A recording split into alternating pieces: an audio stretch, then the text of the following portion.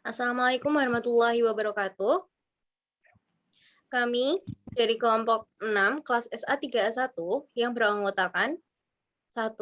Ananda Tiara Fitri Wardani dengan NIM 2020 SAK02, 2. Anita Ambar Arum dengan NIM 2020 SAK04, 3. Aris Fernando dengan NIM 2020 SAK05, dan saya sendiri, Yusrina Amaya dengan NIM 2020 SAK35. Ingin mempresentasikan PPT yang sudah kami selesaikan. Di sini, kami akan menjelaskan materi bab 7 mengenai pajak berganda internasional.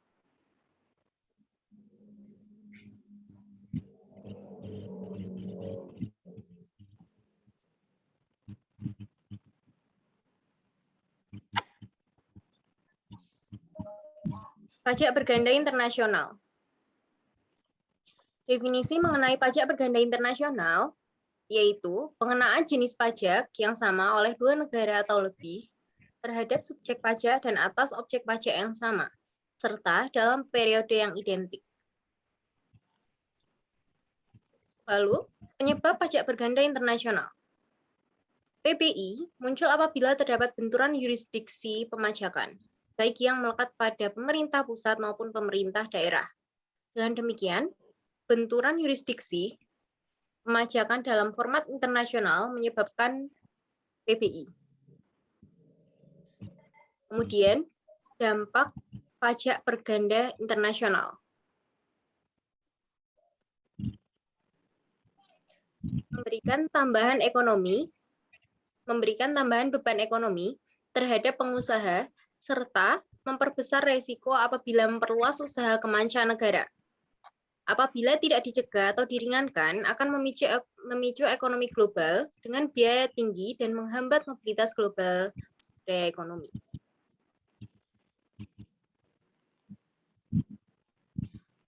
Pajak berganda internasional, bentuk PBI. Ada 3.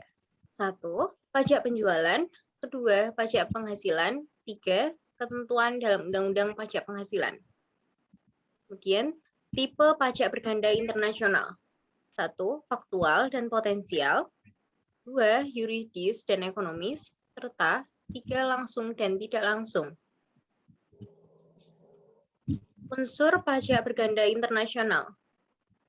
Pengenaan pajak oleh beberapa otoritas pemajakan atas beberapa kriteria identitas. 2. Identitas subjek pajak atau wajib pajak yang sama.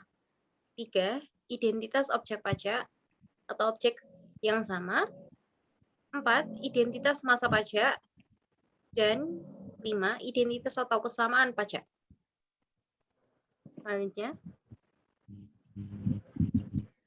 Selanjutnya yaitu penghindaran pajak berganda internasional dengan beberapa pendapatan. Yang pertama yaitu dengan cara unilateral atau sepihak, ditempuh oleh setiap warga negara yang mengenakan pajak atas penghasilan luar negeri yang diperoleh atau diterima WPDN-nya ialah dengan mencantumkan ketentuan penghindaran PBI dalam undang-undang atau ketentuan domestiknya. Kemudian bilateral atau antar dua negara, yaitu keringanan PBI berdasarkan kesepakatan antara kedua negara pemegang yurisdiksi pemajakan.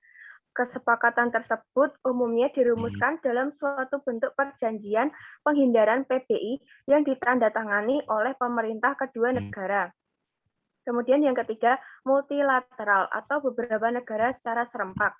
Secara regional, negara yang berada dalam satu kawasan dapat menutup PBI secara bersama-sama karena merupakan kesepakatan bersama. Pemberian keringanan P3B dapat bersifat harmonisasi ketentuan perpajakan masing-masing negara terkait. Kemudian, metode penghindaran PBI. Metode pembebasan atau pengecualian meliputi subjek. Pembebasan subjek umumnya diberlakukan terhadap anggota korps diplomatik, konsuler, dan organisasi internasional. Kemudian objek. Pembebasan objek yang lebih dikenal dengan full exemption diberikan dengan mengeluarkan penghasilan luar negeri dari basis pemajakan WPDN negara tersebut. Kemudian yang terakhir yaitu pajak. Prinsipnya, penghasilan tetap luar negeri dibebaskan dari pengenaan pajak domestik. Namun, untuk keperluan perhitungan pajak dan penerapan tarif pajak, pengaruh progresi penghasilan luar negeri terhadap pengenaan pajak atas penghasilan global dipertahankan. Kemudian akan dipresentasikan oleh teman saya. Metode penghindaran PPI yang kedua, yaitu kredit pajak. Metode kredit memberikan keringanan atau eliminasi PPI dengan cara mengkreditkan atau mengkurangkan atau mengimputasikan pajak luar negeri atas pajak penghasilan global yang merupakan porsi penghasilan luar negeri atau tax against tax. Varian metode kredit 1. Kredit penuh atau full kredit. 2. Kredit terbatas atau ordinary atau normal kredit. 3. Kredit fiktif atau matching atau sparring kredit.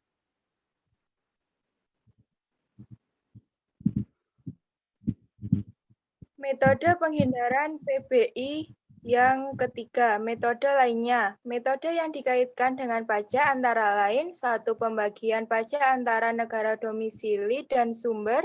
2. Pembagian hak pemajakan dengan penentuan tarif pajak maksimum atas penghasilan yang diperoleh WPLN yang dapat dipungut oleh negara sumber. 3. Keringanan tarif terhadap penghasilan luar negeri yang harus diberikan oleh negara domisili. 4. Pengurangan pajak dengan suatu jumlah tertentu dari penghasilan luar negeri. Dan 5. Pemajakan dengan jumlah tetap.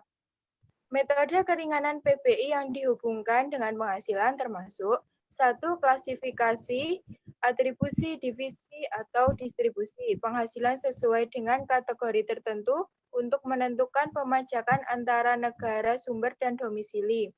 2. Pengurangan pajak luar negeri dari penghasilan pajak atau deduction method. Dan 3.